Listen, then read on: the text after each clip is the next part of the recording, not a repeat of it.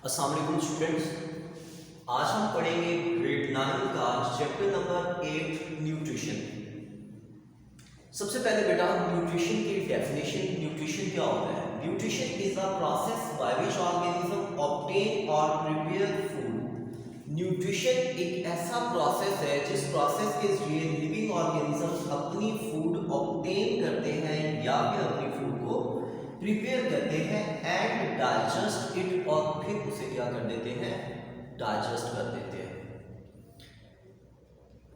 अब mode of nutrition बेटा to type के हमने देखे, या तो ऑर्गेनिज्म ऑब्टेन कर रहे हैं या ऑर्गेनिज्म प्रिपेयर कर रहे हैं। इसी के बिहाफ पे न्यूट्रिशन की टू मेजर टाइप्स बन जाती हैं, ऑटोट्रॉफिक ऑर्गेनिजम्स और secondly heterotrophic organisms. Autotrophic organism a type of organism which can prepare on food। Organisms की एक ऐसी टाइप जो अपनी फूड खुद से प्रिपेयर कर सकते हैं। मींस ये ऐसे ऑर्गेनिजम्स हैं जो फोटोसिंथेसिस करते हैं, और हमारे पास एग्जांपल्स हैं ऑटोट्रॉफिक ऑर्गेनिजम्स की, प्लांट्स और कुछ plant like organisms like cyanobacteria etcetera.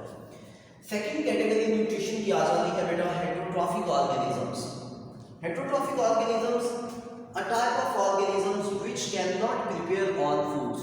ऐसे ऑर्गेनिजम्स जो अपनी खुराक, अपनी फूड खुद से प्रिपेयर नहीं कर सकते, इनफैक्ट ये ऑब्टेन करते हैं, ये फूड को क्या करते हैं, ऑब्टेन करते हैं। किस चीज से, दूसरे ऑर्गेनिज्म से।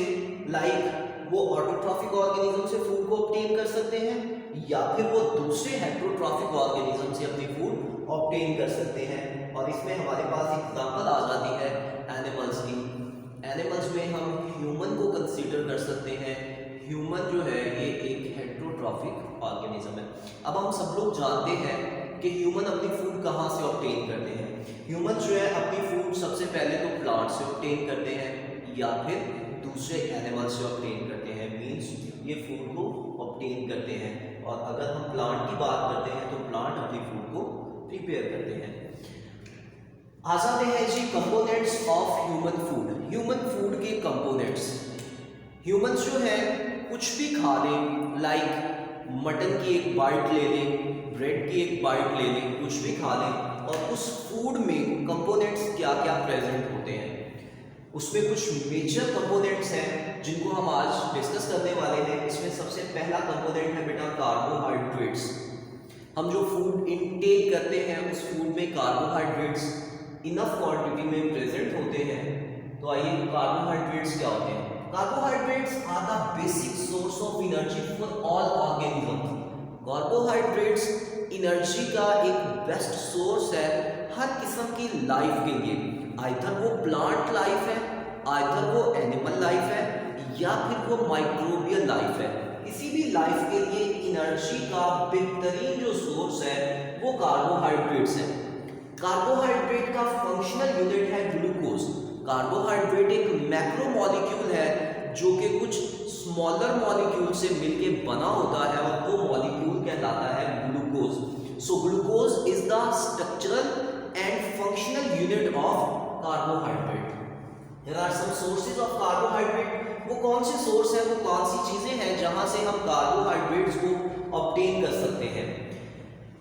तो जैसा कि हमने पहले देखा कि ह्यूमन हेटेरोट्रॉफिक ऑर्गेनिजम्स है जो कि अपनी फूड ऑटोट्रॉफ से या दूसरे हेटेरोट्रॉफ से ऑब्टेन करता है। सो उसी के अकॉर्डिंगली कार्बोहाइड्रेट के सोर्सेज भी या तो प्लांट हो सकते हैं या फिर एनिमल्स हो सकते हैं।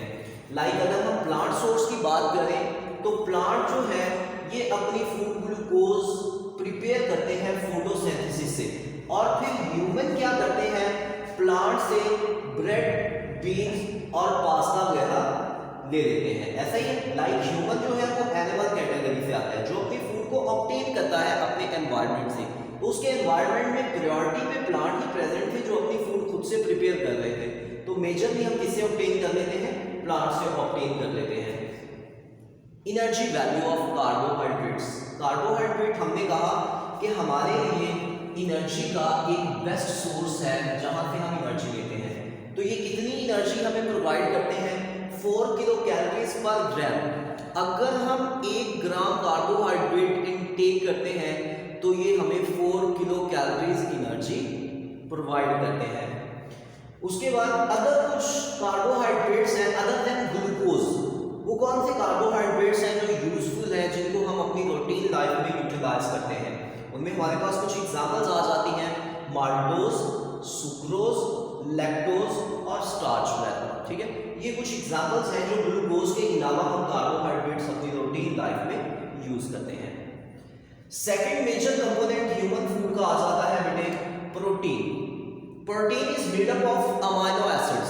Hundreds of thousands of amino acids are linked together and make a macromolecule like a protein. Sources of protein. Protein we get from plant or animal both sources. Like अगर हम animal source से बात करें, meat and egg, both are the animal sources. Meat से हमें proteins मिल जाती हैं, egg से हमें प्रोटीन मिलती है, एंड अगर हम प्लांट सोर्स की बात करें, legumes are the source of protein etcetera. इसके अलावा और बहुत से सोर्सेज हैं लाइक पल्सेस। ओके जी, एनर्जी वैल्यू। अगर हम कार्बोहाइड्रेट का 1 ग्राम इनटेक करते हैं तो ये हमें 4 किलो कैलोरीज एनर्जी प्रोवाइड करता है। मींस 4 किलो कैलोरीज और energy is provided by 1 gram of proteins.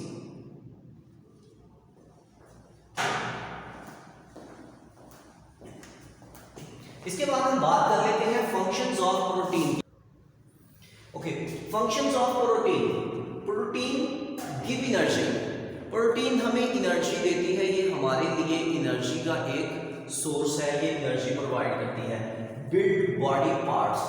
कुछ प्रोटीन्स जो होती हैं ये स्ट्रक्चरल रोल परफॉर्म करती हैं, ये हमारे बॉडी पार्ट्स को बिल्ड करती हैं। यहाँ पे हम कुछ इसकी एग्जांपल्स देख लेते हैं कि वो कौन कौन से बॉडी पार्ट्स हैं हमारे जो प्रोटीन बिल्ड कर रही होती है।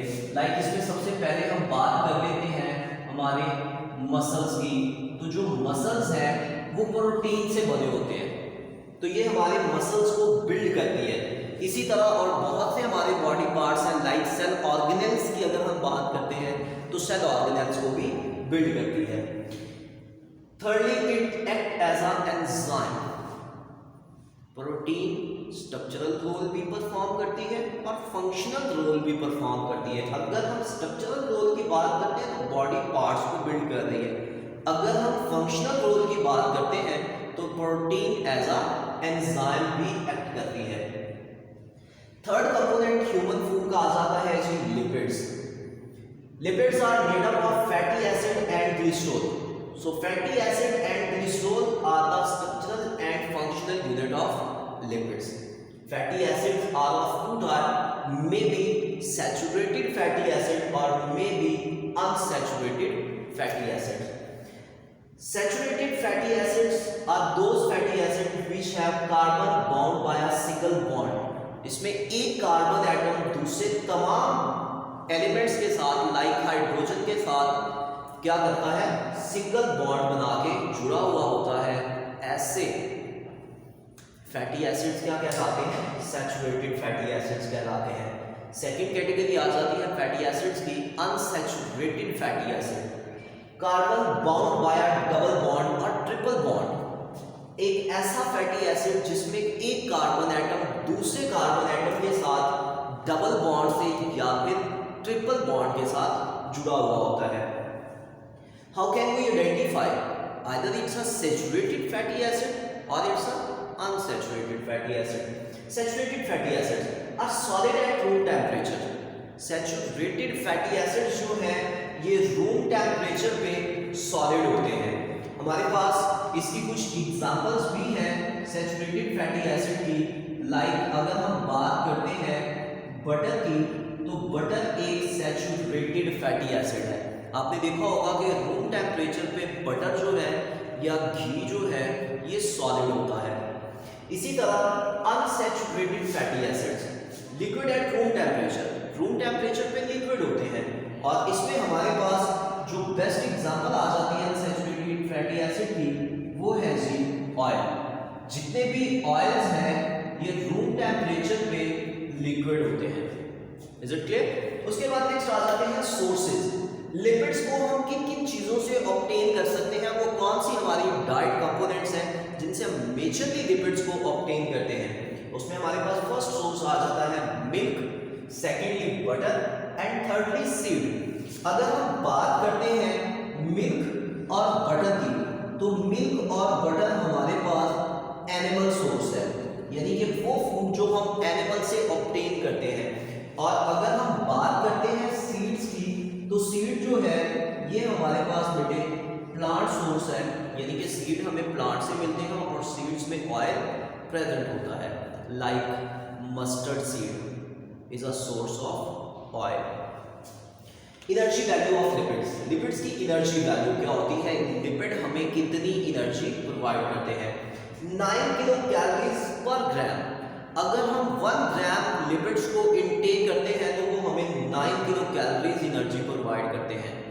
Is a huge amount of energy, enough energy provide करते हैं। फंक्शन, लिपिड्स जो है हमारी बॉडी में सबसे पहली चीज एनर्जी का एक अच्छा सोर्स है, ये हमें एनर्जी प्रोवाइड करते हैं। सेकेंडली कुछ लिपिड्स ऐसे होते हैं जो हार्मोन्स बनाते हैं और हार्मोनल फंक्शन परफॉर्म करते हैं। एंड थर्डली लिपिड्स जो है ये सेल के कुछ कंपोनेंट्स को भी बनाने के लिए काम आते हैं। लाइक अगर हम बात करें इसमें सेल मेम्ब्रेन की या प्लाज्मा मेम्ब्रेन की, जो कि लिपिड बाइलेयर होती है और लिपिड उसका स्ट्रक्चर बना रहे होते हैं। क्लियर हो गया? तो इससे बेटा हमें एक चीज कंफर्म हो गई कि न्यूट्रिशन से एनिमल्स जो भी फूड ऑब्टेन करते हैं, जितनी भी फूड ऑब्टेन करते हैं, लिविंग ऑर्गेनिज्म जितनी भी फूड ऑब्टेन करते हैं, आइदर वो प्लांट्स हैं या वो एनिमल्स हैं, तो इसको वो दो ही चीज़ों के लिए यूज करते हैं, यानी कि या तो इसको वो एनर्जी के लिए यूटिलाइज कर लेते हैं या बॉडी के कंपोनेंट्स को बिल्ड करने के लिए इस्तेमाल कर लेते हैं। इसमें हमने 3 मेजर कंपोनेंट्स देख लिए, कार्बोहाइड्रेट्स, प्रोटीन और लिपिड। तीनों में ही हमने कुछ कॉमन फंक्शंस देखे। तीनों एनर्जी का सोर्स है, हमें एनर्जी प्रोवाइड करते हैं और तीनों ही हमारे बॉडी पार्ट्स को बिल्ड करते हैं। तो मींस न्यूट्रिशन का मकसद हमारी बॉडी को एनर्जी